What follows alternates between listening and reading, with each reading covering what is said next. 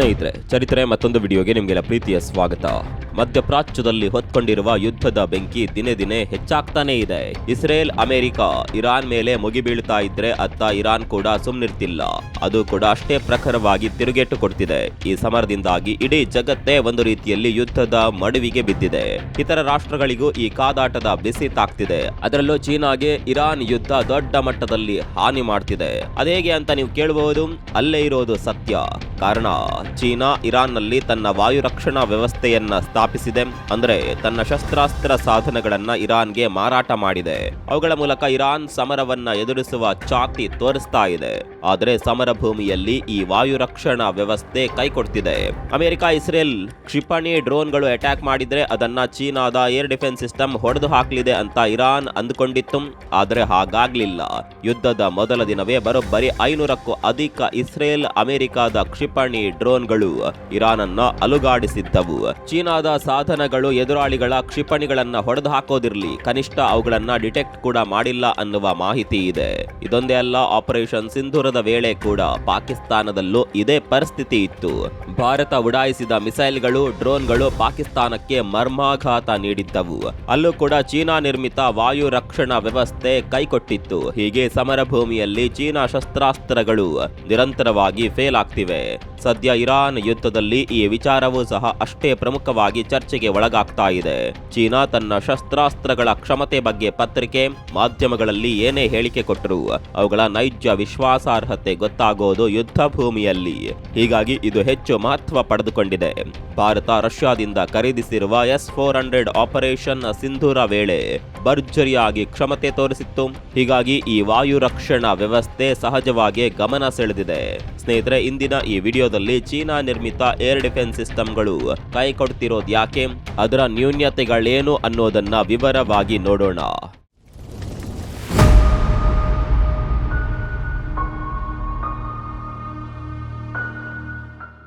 China ರಕ್ಷಣಾ ಸಾಮಗ್ರಿಗಳು, ಶಸ್ತ್ರಾಸ್ತ್ರಗಳನ್ನ ರಫ್ತು ಮಾಡುವ ವಿಶ್ವದ 4ನೇ ದೊಡ್ಡ ರಾಷ್ಟ್ರ. ಅದು ತಯಾರಿಸುವ ಯುದ್ಧ ಸಾಮಗ್ರಿಗಳು ಜಗತ್ತಿನ ಹಲವು ರಾಷ್ಟ್ರಗಳಿಗೆ ಸರಬರಾಜಾಗುತ್ತೆ. ಅದು ಪಾಕಿಸ್ತಾನ ಇರಬಹುದು, ದೂರದ ವೆನಿಜುವೆಲಾ ಇರಬಹುದು. ಹೀಗೆ ಅನೇಕ ರಾಷ್ಟ್ರಗಳು ಚೀನಾ ಉತ್ಪಾದಿತ ಯುದ್ಧ ಸಲಕರಣೆಗಳನ್ನ ಖರೀದಿ ಮಾಡ್ತಾವೆ. ಹಾಗ ನೋಡಿದ್ರೆ ಚೀನಾ ಮಾಲು ಅಂದ ತಕ್ಷಣವೇ ನೆನಪಿಗೆ ಬರೋದು ಅವು ತೀರಾ ಸಸ್ತಾ, ಅವುಗಳ ಬೆಲೆ ಜಾಸ್ತಿ ಇರೋದಿಲ್ಲ. ಆಟಿಕೆ ಸಾಮಾನುಗಳಿಂದ ಹಿಡಿದುಕೊಂಡು ಚೀನಾ ಸಿಲ್ಕ್ ಬಟ್ಟೆ, ಮೊಬೈಲ್ ವರೆಗೂ ಎಲ್ಲವೂ ಚೀಪ್, ರೀಸನೇಬಲ್. ಅದರಂತೆ ಅದರ ರಕ್ಷಣಾ ಶಸ್ತ್ರಾಸ್ತ್ರಗಳು ಕೂಡ ತೀರಾ ತುಟ್ಟಿ ಏನಲ್ಲ. ಹೀಗಾಗಿಯೇ ಪಾಕಿಸ್ತಾನ, ಇರಾನ್, ವೆನಿಜುವೆಲಾ, ಆಫ್ರಿಕಾ ದೇಶಗಳು ಸೇರಿದಂತೆ ಹಲವು ರಾಷ್ಟ್ರಗಳು ಚೀನಾ ನಿರ್ಮಿತ ಶಸ್ತ್ರಾಸ್ತ್ರಗಳನ್ನ ಖರೀದಿ ಮಾಡ್ತಾ ಇದ್ದಾವೆ. ಜೊತೆಗೆ ಚೀನಾ ಕೆಲವು ಶಸ್ತ್ರಾಸ್ತ್ರಗಳನ್ನ ಉತ್ಪಾದಿತ ಬೆಲೆಗಿಂತಲೂ ಕಡಿಮೆ ದರಕ್ಕೆ ಸೇಲ್ ಮಾಡುತ್ತದೆ. ಕಾರಣ, ಜಾಗತಿಕವಾಗಿ ತನ್ನ ಶಸ್ತ್ರಾಸ್ತ್ರಗಳಿಗೆ ಮಾನ್ಯತೆ ಸಿಗಲಿ, ಬೇಡಿಕೆ ಉಂಟಾಗಲಿ ಅನ್ನುವ ದೂರ ಆಲೋಚನೆ ಅದಕ್ಕಿದೆ. ಅಲ್ಲದೆ ತಮ್ಮ ಪ್ರಭುತ್ವ ತೋರಿಸಲು ಶಸ್ತ್ರಾಸ್ತ್ರಗಳನ್ನ ಅದು ಸಾಲದ ರೂಪದಲ್ಲಿ ನೀಡಿದ ಉದಾಹರಣೆಗಳು ಕೂಡ ಇದೆ. ಇನ್ನು ಚೀನಾ ತನ್ನ ಶಸ್ತ್ರಾಸ್ತ್ರಗಳ ಮಾರಾಟಕ್ಕೆ ಮಾರುಕಟ್ಟೆ ಸ್ಟ್ರಾಟಜಿಯನ್ನ ಕೂಡ ಅನುಸರಿಸುತ್ತದೆ. ವಿಶೇಷವಾಗಿ ತನ್ನ ರಕ್ಷಣಾ ಸಾಮಗ್ರಿಗಳ ವಿಶೇಷತೆಗಳ ಮೇಲೆ ಫೋಕಸ್ ಮಾಡುತ್ತದೆ. ಶಸ್ತ್ರಾಸ್ತ್ರಗಳು ಅಡ್ವಾನ್ಸ್ಡ್ ಆಗಿವೆ. ಹಾಗೆ anti stealthy capability, electronic warfare resistance ಮುಂತಾದ ವಿಶೇಷತೆಗಳನ್ನ ಹೊಂದಿದೆ ಅಂತ ಚೀನಾ ಹೇಳುತ್ತದೆ. ಆದರೆ ಚೀನಾ ನಿರ್ಮಿತ ಸಾಧನಗಳಲ್ಲಿ ಈ ವಿಶೇಷತೆಗಳು ಕೇವಲ ಜಾಹೀರಾತಿಗೆ ಮಾತ್ರ ಸೀಮಿತ ಅನ್ನುವ ಮಾತಿದೆ. ಕಾರಣ, ಚೀನಾದ ಸಾಧನಗಳು ಯುದ್ಧದ ಸನ್ನಿವೇಶದಲ್ಲಿ ಸರಿಯಾಗಿ ವರ್ಕ್ ಆಗೋದಿಲ್ಲ. ಅದರ ರಾಡಾರ್ಗಳು ಯುದ್ಧ ವಿಮಾನಗಳನ್ನಾಗಲಿ ಅಥವಾ ಕ್ಷಿಪಣಿಗಳನ್ನಾಗಲಿ ಪತ್ತೆ ಮಾಡುವಲ್ಲಿ ವಿಫಲವಾದ ಹಲವು ಉದಾಹರಣೆಗಳಿವೆ. ನೀವು ಪಾಕಿಸ್ತಾನದ ಉದಾಹರಣೆಯನ್ನೇ ತೆಗೆದುಕೊಂಡ್ರೆ ಅದು ಸ್ಪಷ್ಟವಾಗಿ ಗೋಚಾರವಾಗುತ್ತದೆ. ಕಳೆದ ವರ್ಷ ಭಾರತ ಪಾಕ್ ವಿರುದ್ಧ ಆಪರೇಷನ್ ಸಿಂಧೂರ ಕಾರ್ಯಾಚರಣೆ ನಡೆಸಿತ್ತು. ಈ ವೇಳೆ ಪಾಕಿಸ್ತಾನ ಪ್ರತಿರೋಧಕ್ಕಾಗಿ ಚೀನಾ ನಿರ್ಮಿತ ಡ್ರೋನ್ಗಳನ್ನ, ರಾಡಾರ್ಗಳನ್ನ ಬಳಸಿತ್ತು. ಆದರೆ ಅವ್ಯಾವುವು ನಿಶ್ಚಿತ ಗುರಿ ತಲುಪಿರಲಿಲ್ಲ. ಜೊತೆಗೆ ಭಾರತೀಯ ಮಿಸೈಲ್, ಡ್ರೋನ್ಗಳನ್ನ ಪತ್ತೆ ಹಚ್ಚುವಲ್ಲಿ ವಿಫಲವಾಗಿದ್ದವು. ವಿಶೇಷವಾಗಿ ಚೀನಾ ನಿರ್ಮಿತ ಏರ್ ಡಿಫೆನ್ಸ್ ಸಿಸ್ಟಮ್ಸ್ ಸಂಪೂರ್ಣವಾಗಿ ಕೈಕೊಟ್ಟಿತ್ತು. ಗಮನಿಸಬೇಕಾದ ಸಂಗತಿ ಅಂದ್ರೆ, ಪಾಕಿಸ್ತಾನದ ಬಳಿ ಇರುವ 81% ಶಸ್ತ್ರಾಸ್ತ್ರಗಳು ಚೀನಾದ್ದೇ ಆಗಿವೆ. ಆಪರೇಷನ್ ಸಿಂಧೂರ ಸಮಯದಲ್ಲೂ ಇವುಗಳನ್ನೇ ಓರೆಗಲ್ಲಿಗೆ ಹಚ್ಚಿದಂತೆ ಬಳಕೆ ಮಾಡಲಾಗಿತ್ತು. ಈ ವೇಳೆ ಬಳಕೆಯಾದ ಚೀನಾ ನಿರ್ಮಿತ HQ-9 long surface air missile ಭಾರತದ ಮಿಸೈಲ್ಗಳನ್ನ ಪತ್ತೆ ಹಚ್ಚುವಲ್ಲಿ ವಿಫಲವಾಗಿತ್ತು. ಸಾಮಾನ್ಯವಾಗಿ HQ-9 ಮಾದರಿಯ ಏರ್ ಮಿಸೈಲ್ಗಳು ಶತ್ರು ದೇಶಗಳ ಕ್ಷಿಪಣಿ ಡ್ರೋನ್ಗಳನ್ನ ಪತ್ತೆ ಹಚ್ಚೋದು ಹಾಗೆ ಅವುಗಳನ್ನ ಆಗಸದಲ್ಲೇ ಹೊಡೆದು ಹಾಕೋದು ಮಾಡುತ್ತವೆ. ಆದರೆ ಚೀನಾ ನಿರ್ಮಿತ ಈ HQ-9 ಸರ್ಫೇಸ್ ಏರ್ ಮಿಸೈಲ್ ಪ್ರಚಾರಕ್ಕೂ ಇವುಗಳ ನೈಜ ಯುದ್ಧ ಕ್ಷಮತೆಗೂ ವಿಪರೀತ ಎನ್ನುವಷ್ಟು ಅಂತರವಿದೆ. ಈ HQ-9 ಸರ್ಫೇಸ್ ಏರ್ ಮಿಸೈಲ್ ಹೆಚ್ಚು ಕಡಿಮೆ ರಷ್ಯಾ ನಿರ್ಮಿತ S-300 ವರ್ಷನ್ ನ ಅವತರಣಿಕೆಯಂತಿದೆ. ಭಾರತದ ಬಳಿ ಇರೋದು S-300 ಹಾಗೂ S-400 ಏರ್ ಮಿಸೈಲ್ಗಳು. ಇವುಗಳ ಮಾದರಿಯಲ್ಲೇ ಚೀನಾ HQ-9 ಮಾದರಿಯ ಏರ್ ಮಿಸೈಲ್ಗಳನ್ನ ನಿರ್ಮಿಸಿದೆ. ಇದಲ್ಲದೆ YLC-8E ಆಂಟಿ ಸ್ಟೆಲ್ತ್ ರಾಡಾರ್ ಅನ್ನ ನಿರ್ಮಿಸಿ ಪಾಕಿಸ್ತಾನಕ್ಕೆ ನೀಡಲಾಗಿದೆ. ಇದು ವಿಶೇಷವಾಗಿ 500 ಕಿಲೋಮೀಟರ್ ಅಂತರದಲ್ಲಿ ಫೈಟರ್ ಜೆಟ್ಗಳು ಲಘು ಯುದ್ಧ ವಿಮಾನಗಳ ಇರುವಿಕೆಯನ್ನ ಪತ್ತೆ ಹಚ್ಚುವ ಕ್ಷಮತೆ ಹೊಂದಿದೆ ಅಂತ ಹೇಳಲಾಗಿದೆ. ಇನ್ನು PL-15E air to air missile ಸಹ ಪಾಕಿಸ್ತಾನದ ಬಳಿ ಇದೆ. ಇದು ಸಹ ಚೀನಾ ನಿರ್ಮಿತವಾಗಿದ್ದು ದೀರ್ಘ ಶ್ರೇಣಿಯ radar guided air to air ಕ್ಷಿಪಣಿಯಾಗಿದೆ. ಇದರ ಬಗ್ಗೆ ಚೀನಾ ಇನ್ನಿಲ್ಲದಂತೆ ಬಡಾಯಿ ಕೊಚ್ಚಿಕೊಂಡಿತ್ತು. ಇದು ದೃಶ್ಯ ವ್ಯಾಪ್ತಿ ಮೀರಿದ ಕಾರ್ಯಗಳಿಗಾಗಿ ವಿನ್ಯಾಸಗೊಳಿಸಲಾಗಿದೆ ಅಂತ ಹೇಳಲಾಗಿತ್ತು. ಅಲ್ಲದೆ ಇದು ಡ್ಯುವೆಲ್ ಪಲ್ಸ್ ರಾಕೆಟ್ ಮೋಟಾರ್ ಅನ್ನ ಹೊಂದಿತ್ತು. ಮ್ಯಾಕ್ಸ್ 5 ಗಿಂತ ಹೆಚ್ಚಿನ ವೇಗವನ್ನ ಸಕ್ರಿಯಗೊಳಿಸುತ್ತದೆ ಅಂತಾನು ಚೀನಾ ಬಡಬಡಿಸಿತ್ತು. ಆದರೆ ಆಪರೇಷನ್ ಸಿಂಧೂರದ ಸಮಯದಲ್ಲಿ ಇವೆಲ್ಲ ಟುಸ್ ಪಟಾಕಿಗಳಂತೆ ಸಾಬೀತಾಗಿದ್ದವು. YLC-8E ಆಂಟಿ ಸ್ಟೆಲ್ತ್ ರಾಡಾರ್ ಅನ್ನ ಭಾರತ ನಿಷ್ಕ್ರಿಯಗೊಳಿಸಿತ್ತಲ್ಲದೆ ತನ್ನ ಫೈಟರ್ ಜೆಟ್ಗಳ ಮೂಲಕ ನಿಗದಿತ ಗುರಿಯಲ್ಲಿ ದಾಳಿ ನಡೆಸಿತ್ತು. ನಿಮಗೆ ನೆನಪಿರಬಹುದು, ಆಪರೇಷನ್ ಸಿಂಧೂರ ಕಾರ್ಯಾಚರಣೆ ವೇಳೆ ಪಾಕಿಸ್ತಾನ ಉಡಾಯಿಸಿದ HQ-9 ಸರ್ಫೇಸ್ ಮಿಸೈಲ್ ಆಗಲಿ ಅಥವಾ PL-15E air to air missile ಆಗಲಿ ಭಾರತದ ನೆಲಕ್ಕೆ ತಾಕ್ಲಿಲ್ಲ.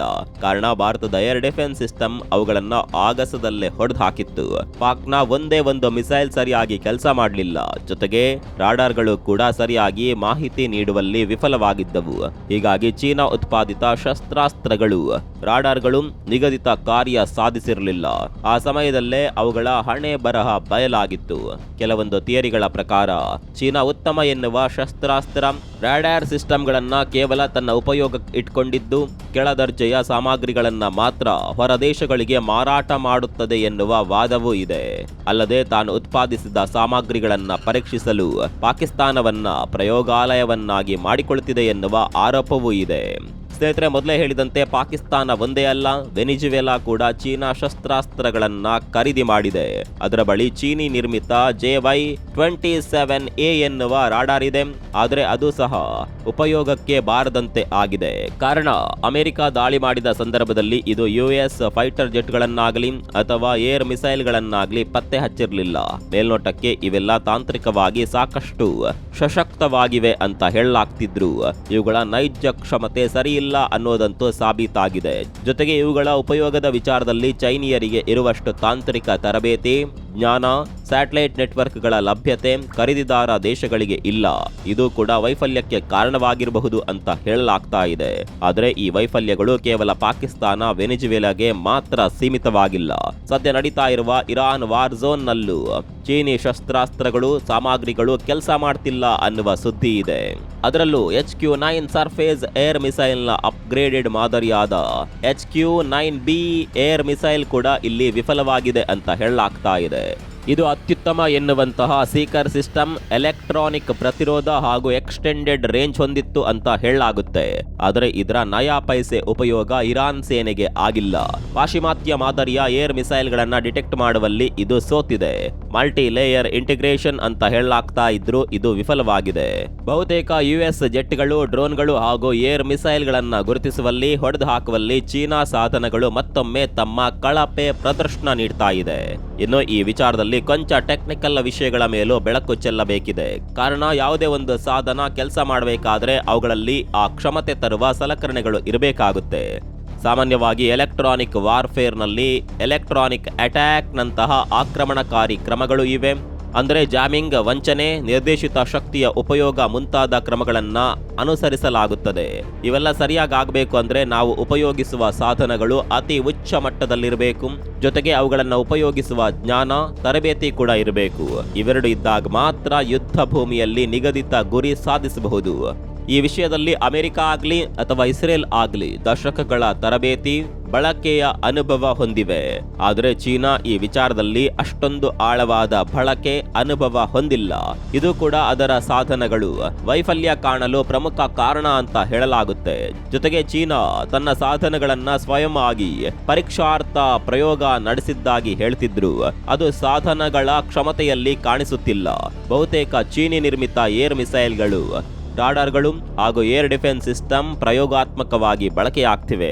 ಮೇಲೆ ಉಲ್ಲೇಖಿಸಿದಂತೆ ಪಾಕಿಸ್ತಾನದಂತಹ ರಾಷ್ಟ್ರಗಳು ಈ ಶಸ್ತ್ರಾಸ್ತ್ರ ಸಾಧನಗಳ ಪ್ರಯೋಗಶಾಲೆಯಾಗಿ ಬದಲಾಗಿವೆ.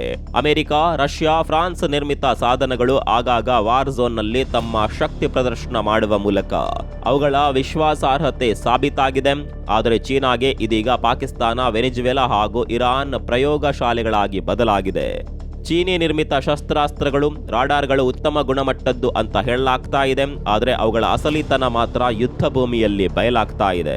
ನಾವೆಷ್ಟೇ ಇಂದ್ರ, ಚಂದ್ರ ಅಂತ ಹೊಗಳಿದ್ರು ಸಮರ ಭೂಮಿಯಲ್ಲಿ ಸಾಧನಗಳು ಕೆಲಸ ಮಾಡಿಲ್ಲ ಅಂದ್ರೆ ಅದು ಫೇಲ್ ಅಂತಾಲೆ ಅರ್ಥ.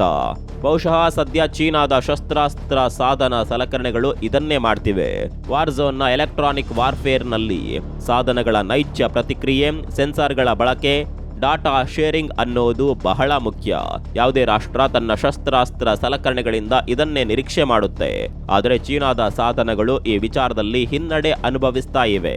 ಮೇಲೆ ಹೇಳಿದಂತೆ ಕೆಲವು ವಿಶ್ಲೇಷಣೆಗಳ ಪ್ರಕಾರ ಚೀನಾ ತಾನು ಉತ್ಪಾದಿಸಿದ high version radar, air missile, air defence ಸಿಸ್ಟಮ್ಗಳನ್ನ ತನ್ನ ಬಳಕೆಗೆ ಇಟ್ಕೊಳ್ಳುತ್ತೆ. ಹಾಗೆ ಕೆಳದರ್ಜೆಯ ಸಾಧನಗಳನ್ನ ಮಾತ್ರ ಎಕ್ಸ್ಪೋರ್ಟ್ ಮಾಡುತ್ತೆ ಅನ್ನುವ ಆರೋಪವೂ ಇದೆ. ಇನ್ನು ಚೀನಾ ತನ್ನ ದೇಶದಲ್ಲಿ ಈ ಶಸ್ತ್ರಾಸ್ತ್ರಗಳನ್ನ ಯಶಸ್ವಿಯಾಗಿ ಬಳಸಲು ಅದು ಹೊಂದಿರುವ ಆಧುನಿಕ ಸ್ಯಾಟಲೈಟ್ ವ್ಯವಸ್ಥೆ, ಸೆನ್ಸಾರ್ ಸಿಸ್ಟಮ್ಗಳು ಕಾರಣವಾಗಿರಬಹುದು. ಆದರೆ ವಿದೇಶಿ ನೆಲದಲ್ಲಿ ಮಾತ್ರ ಅದರ ಶಸ್ತ್ರಾಸ್ತ್ರಗಳು ಟುಸ್ ಪಟಾಕಿಯಂತಾಗಿವೆ. ಸ್ನೇಹಿತರೆ, ದೇಶವೊಂದು ರಫ್ತು ಮಾಡಿರುವ ಶಸ್ತ್ರಾಸ್ತ್ರಗಳು ಸರಿಯಾಗಿ ಕೆಲಸ ಮಾಡಿಲ್ಲ ಅಂದ್ರೆ ಜಾಗತಿಕವಾಗಿ ಅವುಗಳ ವಿಶ್ವಾಸಾರ್ಹತೆ ಕುಗ್ಗುತ್ತದೆ. ಸತತ ವೈಫಲ್ಯಗಳು ಮಾರುಕಟ್ಟೆ ಮೌಲ್ಯವನ್ನೇ ಹಾಳು ಮಾಡ್ತಾವೆ. ಹೀಗಾಗಿ ಇದು ಚೀನಾದ ಸರಕುಗಳ ಮೇಲೆ ಅವಿಶ್ವಾಸ ಮೂಡುವಂತೆ ಮಾಡಿದೆ. ಮುಂದಿನ ದಿನಗಳಲ್ಲಿ ಚೀನಿ ಶಸ್ತ್ರಾಸ್ತ್ರಗಳನ್ನ ಖರೀದಿಸಲು ಇತರೆ ರಾಷ್ಟ್ರಗಳು ಹಿಂದೇಟು ಹಾಕಬಹುದು. ಕಡಿಮೆ ಬೆಲೆಗೆ ಕೊಡ್ತೀನಿ ಅಂದ್ರೂ ಯಾರು ಖರೀದಿದಾರರೇ ಇರೋದಿಲ್ಲ. ಇದರಿಂದ ಪಾಶ್ಚಿಮಾತ್ಯ ಶಸ್ತ್ರಾಸ್ತ್ರ ಬೇಡಿಕೆ ಮತ್ತಷ್ಟು ಇಂಬು ಪಡೆಯುವ ಸಾಧ್ಯತೆ ಇದೆ. ಯಾವುದೇ ಖರೀದಿದಾರ ರಾಷ್ಟ್ರ ಸಾಧನಗಳ ಬೆಲೆಗಿಂತ ಅವುಗಳ ಕಾರ್ಯಾಚರಣೆಯನ್ನ ಗಮನಿಸುತ್ತೆ. ಈ ಮೂಲಕವೇ ತನ್ನ ಖರೀದಿ ಒಪ್ಪಂದವನ್ನ ಜಾರಿಗೊಳಿಸುತ್ತೆ. ಆದರೆ ಎಲ್ಲೂ ಪಾಕಿಸ್ತಾನದಂತಹ ದಟ್ಟ ದರಿದ್ರ ದೇಶ ಬೇರೆ ದಾರಿ ಇಲ್ಲದೆ ಇಂತಹ ಶಸ್ತ್ರಾಸ್ತ್ರಗಳನ್ನ ಖರೀದಿಸಬಹುದಷ್ಟೇ. ಆದರೆ ಬಾಕಿ ರಾಷ್ಟ್ರಗಳು ಹಾಗೆ ಮಾಡಲು ಸಾಧ್ಯವಿಲ್ಲ. ಇನ್ನು ಮತ್ತೊಂದು ಮಾತನ್ನ ಇಲ್ಲಿ ಹೇಳಲೇಬೇಕು. ಯಾವುದೇ ರಾಷ್ಟ್ರದ ಶಸ್ತ್ರಾಸ್ತ್ರ ಸಾಧನಗಳು 100ಕ್ಕೆ 100ರಷ್ಟು ಕ್ಷಮತೆ ಹೊಂದಿರೋದಿಲ್ಲ. ಆದರೆ ಯುದ್ಧದ ಸಮಯದಲ್ಲಿ ಅವುಗಳು ತೋರುವ ಫಲಿತಾಂಶದ ಮೇಲೆ ಅವುಗಳ ರೇಟಿಂಗ್ ನಿರ್ಧಾರವಾಗುತ್ತದೆ. ಈಗ ಸದ್ಯ ನಡೀತಾ ಇರುವ ಇರಾನ್ ಯುದ್ಧದಲ್ಲಿ ಅಮೆರಿಕ ಪಡೆಗಳಿಗೂ ಸಾಕಷ್ಟು ಹಾನಿಯಾಗಿದೆ. ಹಾಗಂತ ಅಮೆರಿಕದ ರಕ್ಷಣಾ ವ್ಯವಸ್ಥೆ ಸರಿಯಿಲ್ಲ ಅಂತ ಹೇಳೋದಕ್ಕಾಗೋದಿಲ್ಲ. ಸಾಧನಗಳು ದಾಳಿಯನ್ನ ತಡೆಗಟ್ಟಲು ಎಷ್ಟು ಸಮರ್ಥವಾಗಿವೆ ಅನ್ನೋದು ಬಹಳವೇ ಮುಖ್ಯವಾಗುತ್ತದೆ. ಸ್ನೇಹಿತರೆ, ಅಂತಿಮವಾಗಿ ಇರಾನ್ ಯುದ್ಧ ಇನ್ನೂ ಮುಗ್ದಿಲ್ಲ, ಅದು ಈಗಲೂ ನಡೀತಾ ಇದೆ. ಹೀಗಾಗಿ ಚೀನಿ ಶಸ್ತ್ರಾಸ್ತ್ರ, ಏರ್ ಡಿಫೆನ್ಸ್ ಸಿಸ್ಟಮ್ ವೈಫಲ್ಯದ ಬಗ್ಗೆ ಈಗಲೇ ಎಲ್ಲವನ್ನ ಹೇಳೋದಕ್ಕಾಗೋದಿಲ್ಲ. ಆದರೆ ಚೀನಿ ಸರಕುಗಳು ಹಿನ್ನಡೆ ಅನುಭವಿಸ್ತಾ ಇರೋದಂತೂ ಸತ್ಯ. ಇರಾನ್ ಯುದ್ಧ ಮುಗಿದ ಬಳಿಕ ಈ ಬಗ್ಗೆ ಇನ್ನಷ್ಟು ಮಾಹಿತಿ ಹೊರಬೀಳಬಹುದು. ಆಗ ಅವುಗಳ ಹಣೆಬರಹ ಗೊತ್ತಾಗಲಿದೆ. ಅದೇನೇ ಇರಲಿ, ಚೀನಿ ವಸ್ತುಗಳು ಅಂದ್ರೆ ಅವಂತರ ನಕಲು ಇದ್ದಂತೆ. ಇದು ನಮ್ಮ ಬಜಾರ್ನ ಹಾದಿ ಬೀದಿಗಳಲ್ಲಿ ಕೇಳಿ ಬರುವ ಮಾತು. ಸಣ್ಣ ಲೈಟಿಂಗ್ ಸರದಿಂದ ಹಿಡಿದು ಗೊಂಬೆಗಳವರೆಗೆ ಅವರು ಕಡಿಮೆ ಬೆಲೆಗೆ ಸರಕುಗಳನ್ನೇನು ಕೊಡ್ತಾರೆ, ಆದರೆ ಅವು ಅಷ್ಟೇ ಕಳಪೆ ಆಗಿರ್ತಾವೆ ಅನ್ನೋದು ಬಲ್ಲವರ ಪ್ರತಿಕ್ರಿಯೆ. ಬಹುಶಃ ರಕ್ಷಣಾ ಸಾಮಗ್ರಿಗಳಲ್ಲೂ ಅವರು ಅದನ್ನೇ ಮುಂದುವರಿಸ್ತಾ ಇರುವಂತೆ ಕಾಣಿಸ್ತಾ ಇದೆ. ಈ ಬಗ್ಗೆ ನಿಮ್ಗೆ ಏನನ್ಸುತ್ತೆ? ಕಾಮೆಂಟ್ ಮಾಡಿ.